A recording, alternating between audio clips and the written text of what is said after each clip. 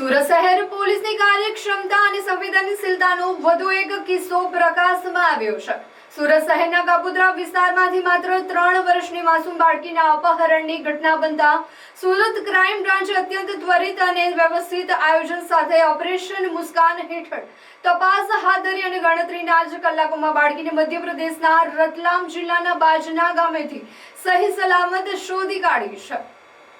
બનાવની વિગત મુજબ દેવભૂમિ દ્વારકા જિલ્લાના મીઠાપુર તાલુકાના આવડપરા ગામના વતની અને હાલ સુરતમાં મજૂરી કામ કરતા પરિવારની 3 વર્ષ અને 6 મહિનાની બાળકીનું ગત તારીખ 20 એપ્રિલ 2026ની રાત્રિ દરમિયાન અપહરણ થયું હતું। કાપોદ્રાના નાના વરાછા હાડ પાસે જાહેર શૌચાલય નજીક બ્રિજ નીચે માતા સાથે સૂઈ રહેલી બાળકીને કોઈ અજાણ્યો શખ્સ ઉઠાવી ગયો હતો।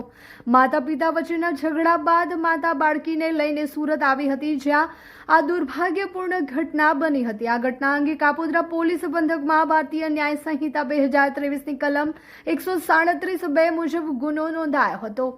આ કેસની ગંભીરતાને જોઈને પોલીસ કમિશનર, અધિક પોલીસ કમિશનર અને નાયબ પોલીસ કમિશનરના માર્ગદર્શન હેઠળ ક્રાઇમ બ્રાન્ચની અલગ અલગ ટીમો બનાવવામાં આવી હતી। ક્રાઇમ બ્રાન્ચે સીસીટીવી ફૂટેજ અને હ્યુમન ઇન્ટેલિજન્સની મદદ લેતા જાણવા મળ્યું હતું કે અપહરણ કરતા બાળકીને લઈને સુરત રેલવે સ્ટેશનથી ડોંડ એક્સપ્રેસ ટ્રેનમાં બેસી ઇન્દોર તરફ ગયો છે। ત્યારબાદ ક્રાઇમ બ્રાન્ચના 70 જવાનોની કુલ 5 ટીમો બનાવી સુરતથી ઇન્દોર વચ્ચેના 10 રેલવે સ્ટેશન પર તપાસ કેન્દ્રિત કરવામાં આવી હતી।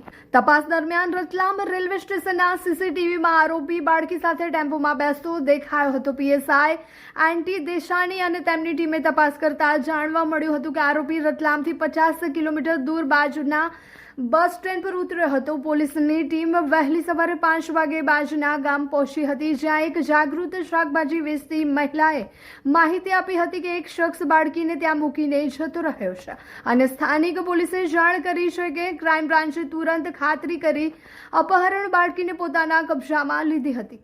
આ સફળ ઓપરેશનમાં police inspector, PSI anti Desani સહિત ક્રાઇમ બ્રાન્ચના કુલ 70 અધિકારીઓ અને કર્મચારીઓએ 36 કલાક સતત નોનસ્ટોપ મહેનત કરી હતી। ટેકનિકલ સર્વેલન્સ અને જમીની સ્તરની તપાસના સમન્વયથી સુરત ક્રાઇમ બ્રાન્ચ માસૂમ બાળકીને હેમખેમ પરત લાવવામાં સફળ રહી છે। હાલ પોલીસની અલગ અલગ ટીમો દ્વારા ફરાર અપહરણ કરતા આરોપીને પકડવા માટે ચક્રો ગતિમાન કરવામાં આવ્યા છે।